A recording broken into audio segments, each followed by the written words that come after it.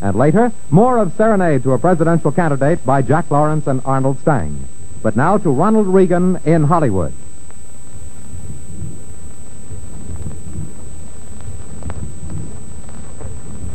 This is Ronald Reagan speaking to you from Hollywood. You know me as a motion picture actor. But tonight I'm just a citizen, pretty concerned about the national election next month, and more than a little impatient with those promises the Republicans made before they got control of Congress a couple of years ago. I remember listening to the radio on election night in 1946. Joseph Martin, the Republican Speaker of the House, said very solemnly, and I quote, "We Republicans intend to work for a real increase in income for everybody by encouraging more production and lower prices without impairing wages or working conditions." Unquote. Remember that promise, a real increase in income for everybody. But what actually happened? The profits of corporations have doubled, while workers' wages have increased by only 1/4. In other words, profits have gone up 4 times as much as wages. And the small increase workers did receive was more than eaten up by rising prices, which have also bored into their savings.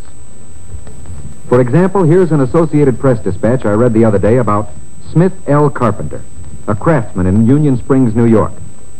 Seems that Mr. Carpenter retired some years ago thinking he had enough money saved up so that he could live out his last years without having to worry. But he didn't figure on this Republican inflation, which ate up all his savings, and so he's gone back to work.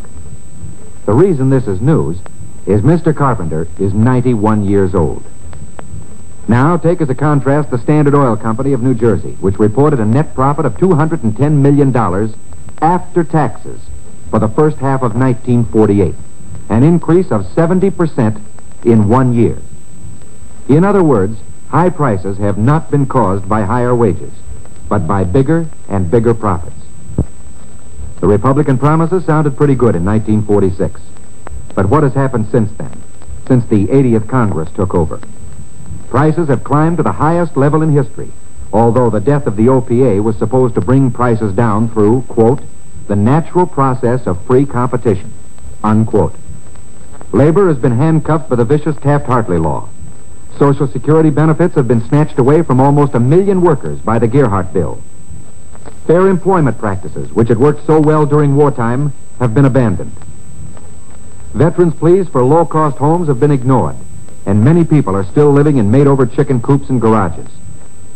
Tax reduction bills have been passed to benefit the higher income brackets alone. The average worker saved only $1.73 a week. In the false name of economy, millions of children have been deprived of milk once provided through the federal school lunch program. This was the payoff of the Republicans' promises. And this is why we must have new faces in the Congress of the United States, Democratic faces. This is why we must elect not only President Truman, but also men like Mayor Hubert Humphrey of Minneapolis, the Democratic candidate for senator from Minnesota. Mayor Humphrey, at 37, is one of the ablest men in public life. He's running against Joe Ball, who was a member of the Senate Labor Committee, helped write the Taft-Hartley law. The Republicans don't want to lose Ball, and they're spending a small fortune on his campaign. They've even sent Dewey and Warren out to Minneapolis to speak for him. President Truman knows the value of a man like Hubert Humphrey in the Senate, and he has been in Minneapolis, too, campaigning against Joe Ball.